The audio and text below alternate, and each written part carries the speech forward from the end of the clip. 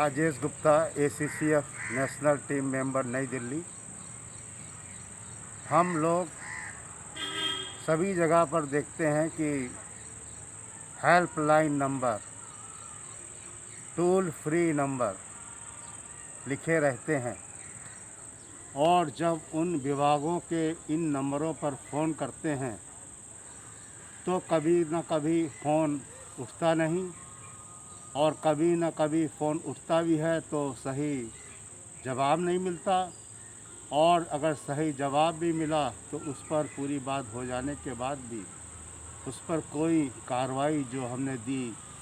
उसकी क्या ग्रेडिंग है, क्या पोजीशन है, क्या स्टेटस है, वो भी पता जल्दी नहीं चल पाता है। हमारा सरकार का, नागरिकों का ये एक सहयोग बनाया गया है कि सहायता नंबर के द्वारा हम अपनी बात को रख सकें। हमारी भारत सरकार ने, राज्य सरकारों ने हर विभाग के लिए helpline number, toll free number जारी किए हैं। उसका एक ही मकसद है कि हमारे भारत के सम्मानित नागरिक अपनी समस्याओं को वहाँ तक पहुँचा सकें। अतः हमारे जो लोग इस ड्यूटी को कर रहे हैं उनसे हाथ जोड़कर एक निवेदन है, अपील है कि जो भी फ़ोन आए उसको आप पूरी तरह से अटेंड करके सारी बातें लिखकर उनका मोबाइल नंबर लेकर, अगर उसी पर उनको स्टेटस या क्या उसकी प्रकृति है या क्या उसका जो है हिसाब किताब चल रहा है, अगर आप कभी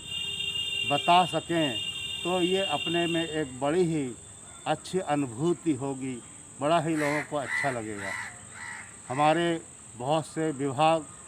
सारे कार्य कर जाने के बाद, हो जाने के बाद अगर इस तरह की सूचना देने लगे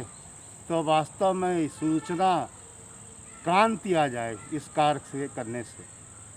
और नागरिकों को भी बड़ी खुशी हो कि हमारे विभाग के लोग जहां हमने अपनी बात रखी थी उन्होंने हमको जवाब दिया, मैसेज आया SMS के थ्रू। ये सब चीज़ें जो हैं अपने में एक बहुत ही बड़ी बात रखती हैं, मगर देखने में बहुत छोटी लगती हैं, मगर इनका जो ग्रेविटी है, इसकी जो महत्वता है, इसकी जो मूल्यांकन है बहुत बड़ा होता है। हम अपने सभी विभागों से यही अपील करते हैं कि आप लोग हेल्पलाइन नंबर का सही तरीके से रिस्पांस, उत्तर देकर इस भारतीय नागरिकों को दिल जीतने में कोई कमी ना रखें, और अगर हो सके कोई समस्या समाधान जो आपके द्वारा समझ में आ रही है कि हो सकती है तो उसको उसी समय बताकर ये समस्या समाधान का जो हमारा एक चीज़ उन्होंने बोली वो उसी समय वहीं ख़त्म हो सकती है। उनका आपसे संपर्क करना भी एक तरह से बहुत बड़ी मायने रखता है, और ये मायने जो रखता है उसका एक ही कारण होता है कि अगर हम अनुभवी लोगों को वहाँ बैठा लें और उनकी अनुभव से बताई हुई समस्या का अगर समाधान निकल आता है तो वास्तव में ये भी एक बहुत बड़ी बात है कि सलूशन भी निकला, और हमारी बात जो थी हमारे दिमाग में काफ़ी दिनों तक नहीं रही, और इससे हमारे स्वास्थ्य पर भी फर्क पड़ता है। अतः आप सब लोग से यही विनती है कि अच्छे ऑपरेटर, अनुभवी ऑपरेटर और अनुभवी लोग बैठें, और हमारे जो लोग इस तरह के हेल्पलाइन का उपयोग कर रहे हैं उनसे भी निवेदन है कि कागज़ में अपनी बात पूरी लिख लें, जिससे कि उस समय फ़ोन पर बात करते समय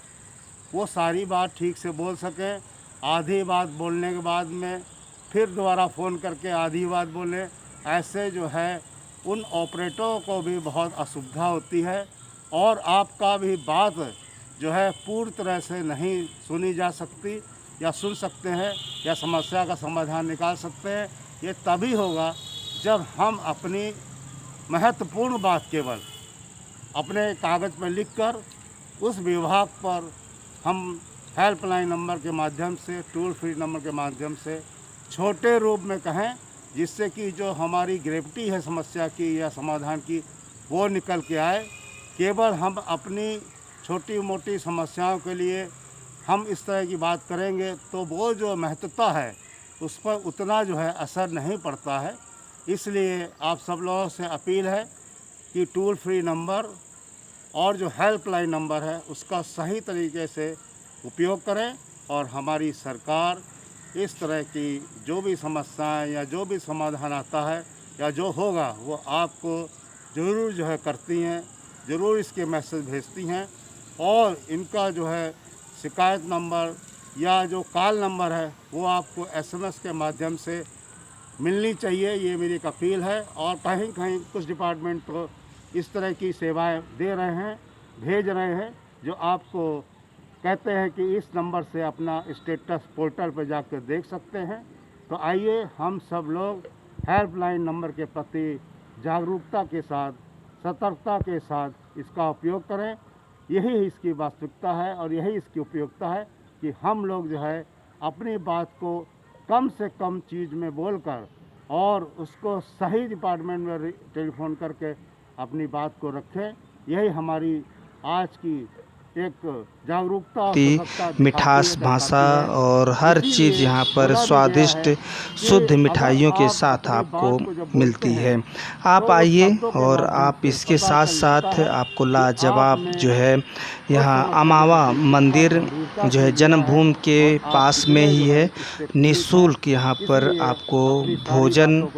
निःशुल्क प्रसाद आपको मिलेगा और आप आकर अपना दर्शन श्री राम जी की नगरी में आप कर सकते हैं। विभिन्न मंदिरों का आप दर्शन कर सकते हैं। सरयू के किनारे आप जो है वहाँ दर्शन कर सकते हैं। एक अलग से जो है नमस्कार दोस्तों, मेरे चैनल को सब्सक्राइब लाइक करें और आइकॉन को जरूर दबाएं ताकि आने वाले वीडियो को आपको नोटिफिकेशन मिल जाए। बहुत ही सुंदर और बहुत ही